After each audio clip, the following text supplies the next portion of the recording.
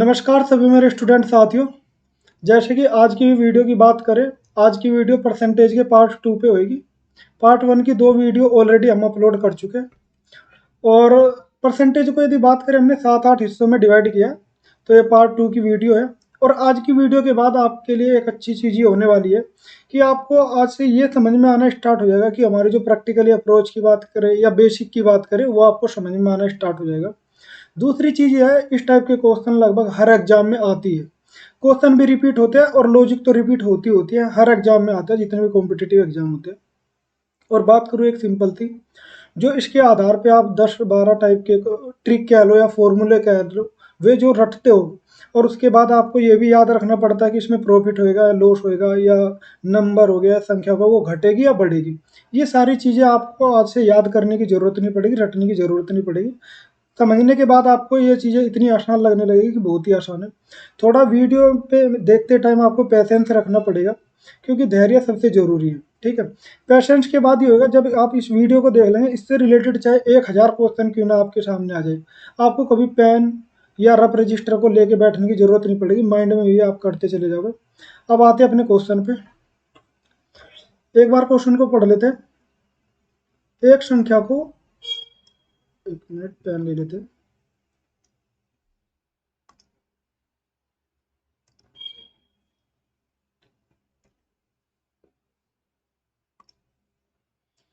एक संख्या को 10 कम किया जाता है, मतलब ये एक संख्या है जो उसका 10% क्या कर दिया, कम किया जाता है। और परिणामी संख्या को फिर 20% फिर कम किया जाता है। अंत में कमी क्या होगी, देखो पूरा पढ़ना है।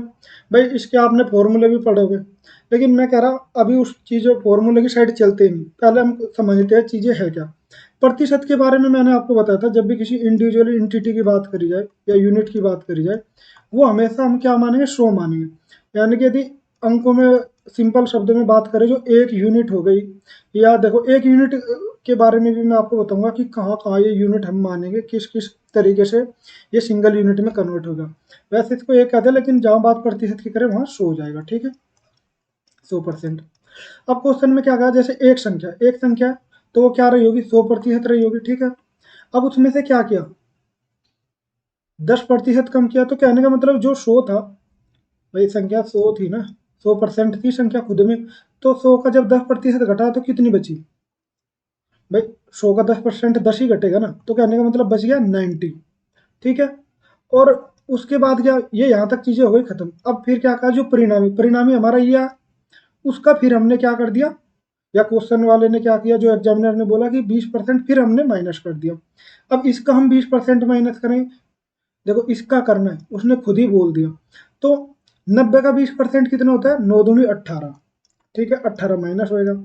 तो अब कितना बच गया हमारा, जब इसे 72।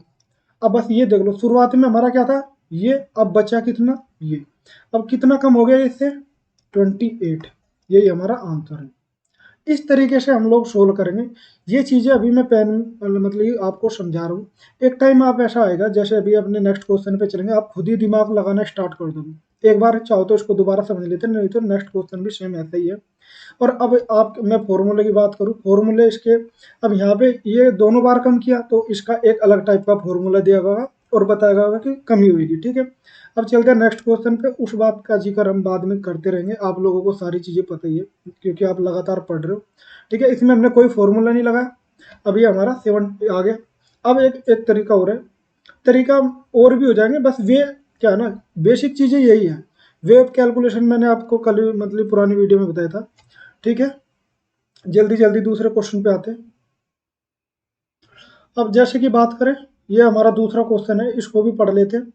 इसमें क्या कहेगा कि कपड़े का मूल्य 25% कम करने पर बिक्री में क्या हो गया, भाई किसी चीज़ का मूल्य यदि घटा देते हैं, कई बार ऐसा हो जाता है कि अपनी बिक्री बढ़ जाती है, ठीक है। तो क्या हुआ, वृद्धि इतने परसेंट हो गई। सेम चीज़ है जो फॉर्मूले में आपने पढ़ा होगा, इसमें हमें वो नहीं करना है, बस समझना है। अब पिछला क्वेश्चन क्या था, इस क्वेश्चन को देखते हैं। भाई मैंने कहा कपड़े का मूल्य जो भी रहा हो, तो हम क्या माने, 100% या 100 माने, ठीक है। अब इसका जब सीधा सीधा हम 25% माइनस करेंगे तो 25 ही घटेगा, 25 जब घटेगा तो क्या हो जाएगा, 75, देखो यहाँ तक अब चीज़ें ना, जैसे ही आप पहली लाइन पढ़ोगे ना, तो आपके दिमाग में जो ये था ना, इसको पढ़ने के बाद ऑटोमेटिक आपके माइंड में आ जाएगा कि अब हमारे 75 बच गया।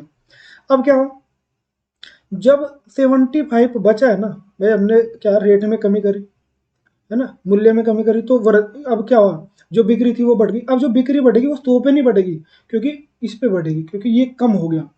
जैसे ही रेट घट गया तो लोगों को लगा कि अब खरीद लेते हैं। ठीक है, अब जो कितना बढ़ा, 20%, और 20% इसका कितना होगा, 75 का जो 20% होता है वो होता है 15।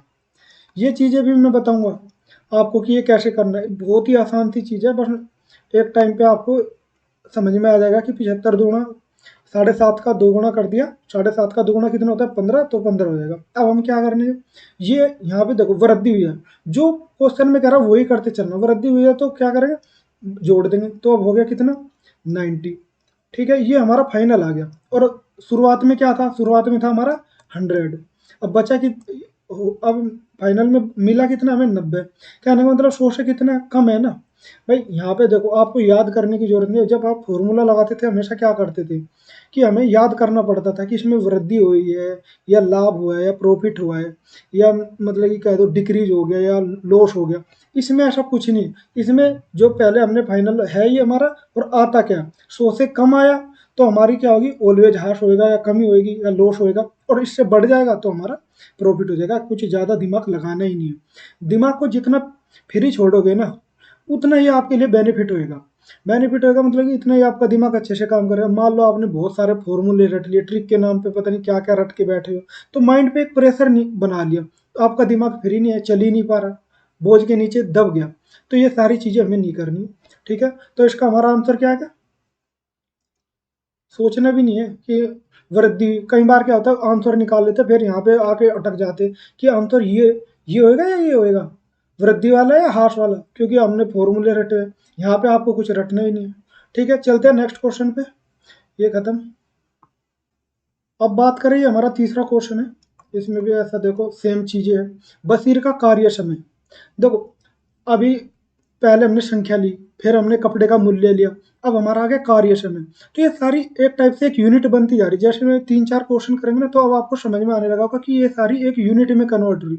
और एक यूनिट क्या कितने का, यदि प्रतिशत में बात करें, 100 के बराबर होती है। अब जैसे क्वेश्चन में क्या कहा, बशीर का एक बशीर का कार्य समय, मतलब कि जितना वो कार्य समय कर रहे थे वो प्रतिदिन कितना बढ़ गया भाई, 15% उसने बढ़ा दिया कि मैं 15 जो भी है, मान लो कुछ घंटे काम कर रहा था, कितने भी घंटे काम करे, 5 घंटे, 2 घंटे, 10 घंटे, 20 घंटे, 24 घंटे से ज़्यादा तो कर ही नहीं सकता। तो उसमें उन्होंने क्या किया, इसकी जितने में काम कर रहा था उसमें उसने 15% बढ़ा दिया। तो पहले जो भी कर रहा हो, तो हमारा है क्या भाई, इतना काम कर रहा था, 100% मान लो, है ना। तो इसमें क्या किया, 100% मान लो या 100 मान लो, फर्क नहीं पड़ता कुछ भी, चीज़ें आनी वही है।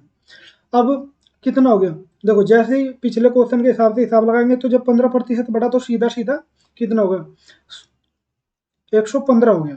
ठीक है, देखो कुछ नहीं करा। अब ये चीजें बहुत ही मतलब कि 100 मानने के साथ साथ ये भी फायदा होता है, और 100 होता ही है, मानने का ना मानने का कोई मतलब नहीं बनता, कि जितना भी उसका परसेंट बोला जाएगा वो एक्चुअली में इतना ही परसेंट होगा।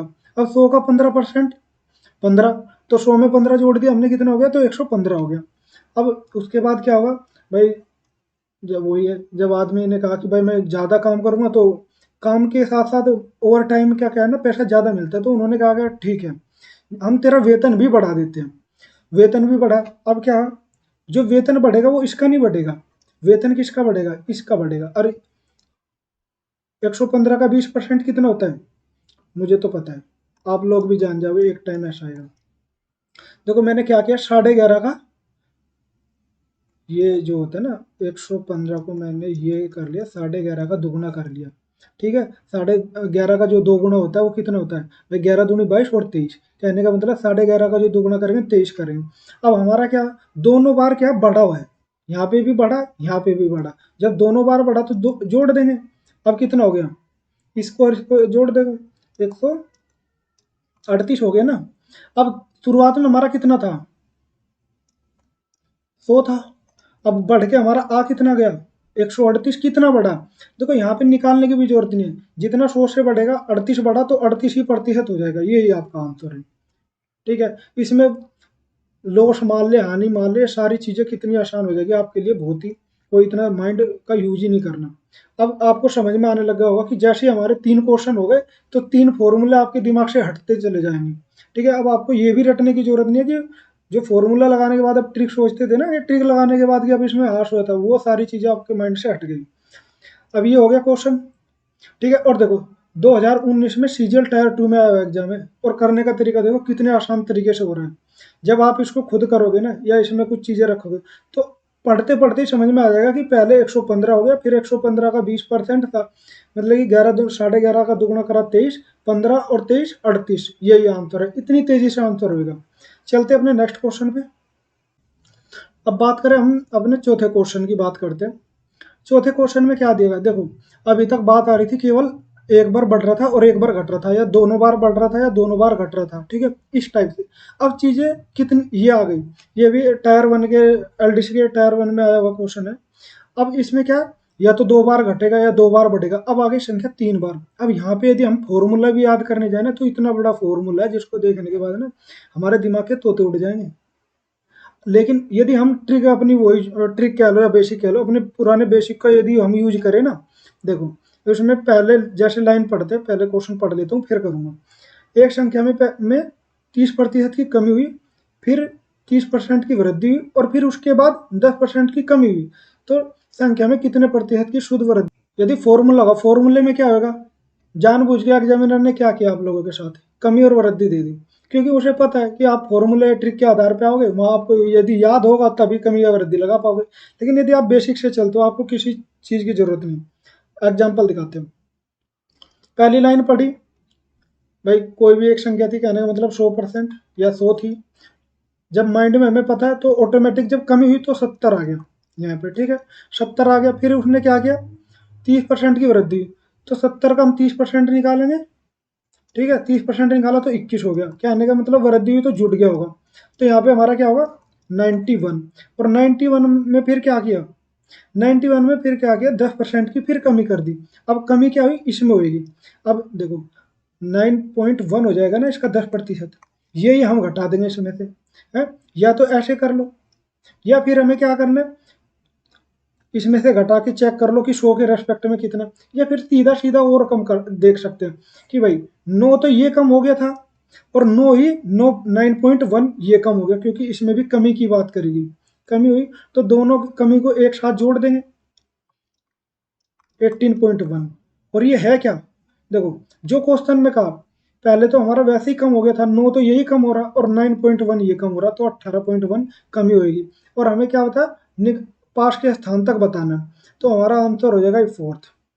क्योंकि 19 नहीं, क्योंकि 18.1 जो है 18 के ज्यादा करीब है, ना कि 19 तो उधर 19 के पास।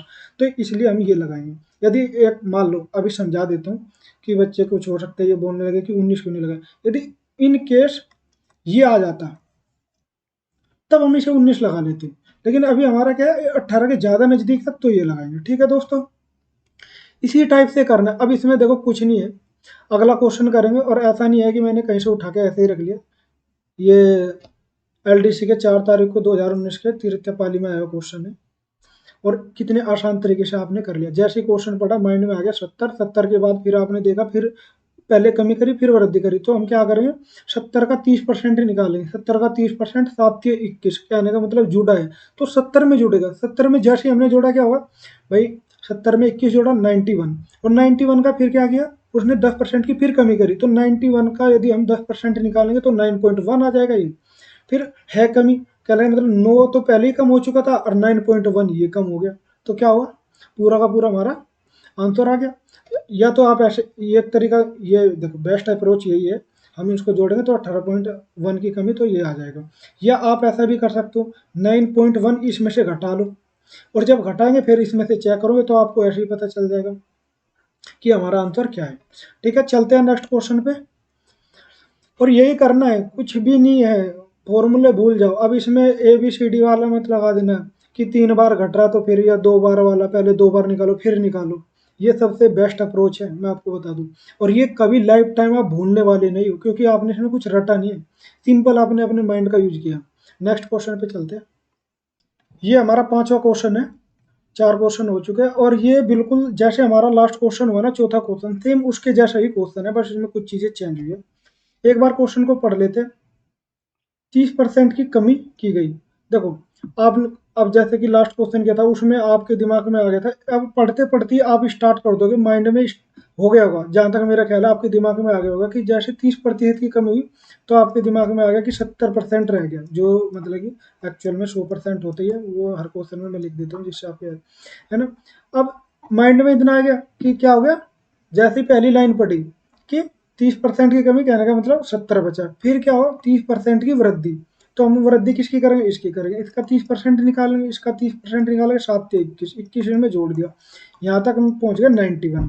ठीक है। अब 91 में हम क्या करा, फिर क्वेश्चन को थोड़ा और पढ़ लेते हैं, तीसरी लाइन पे चलते हैं कि 30% की वृद्धि फिर से करी गई। अब 30% की वृद्धि किस में करी गई होगी, 91 में। 91 का 30% कितना होता है, ये हमारा हो जाएगा 9 और 0.3, यानी कि इतना हो गया।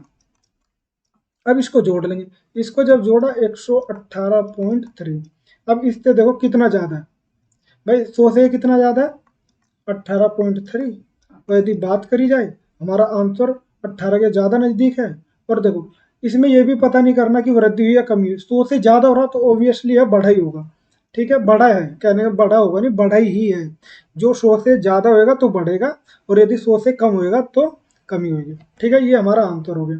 अब आप लोगों को ये लग रहा होगा कि ये इतनी जो, ये ऐसे इतनी जल्दी दिमाग में क्यों कर ले, ऐसा इसमें कुछ है नहीं। देखो, सिंपल चीजें हैं।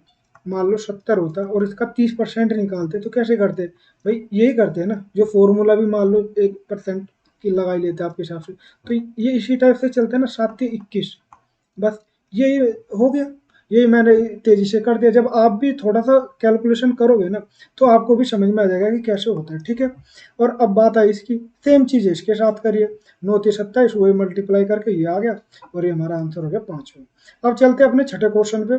मैंने वीडियो की शुरुआत में बोला था कि जब हम शुरू में चलेंगे कि थोड़ा स्लो चलेंगे समझाने के पर्पज से। अब देखो क्वेश्चन कितनी जल्दी हो जा रही है, और इसमें एक एक बार नहीं, तीन तीन बार घट रहा है या बढ़ रहा हो रहा है। शुरुआत में था केवल 2 बार, या तो एक बार घट रहा था, दूसरी बार बढ़ जा रहा था, या दूसरी बार बढ़, पहली बार बढ़ रहा था फिर घट जा रहा था। इसमें तीन तीन बार हो रहा है, तब भी क्वेश्चन में इतना टाइम नहीं लग रहा। ठीक है। अब चलते हैं हम अपने छठे क्वेश्चन पे। देखो, इस क्वेश्चन को पढ़ते हैं। पहले क्या दिया गया कि एक संख्या को पहले 20% बढ़ाया जाता है, माइंड में ऐसे ही आ गया होगा कि 120 हो गई। ठीक है। फिर क्या किया, 15% घटा दिया, अब इसका 15% निकाला होगा। भाई 120 का 15% 18। अब घटाने की बात करी तो घट गया, तो कितना आ गया, 102, 102%, यानी कि ये हमारा आ गया इतने के बाद। अब इसने बोला यदि परिणामी संख्या का मान, परिणामी मान दे दिया इसने, कितना, 2040। और ये 2040 किसके बराबर है, इसी के बराबर है।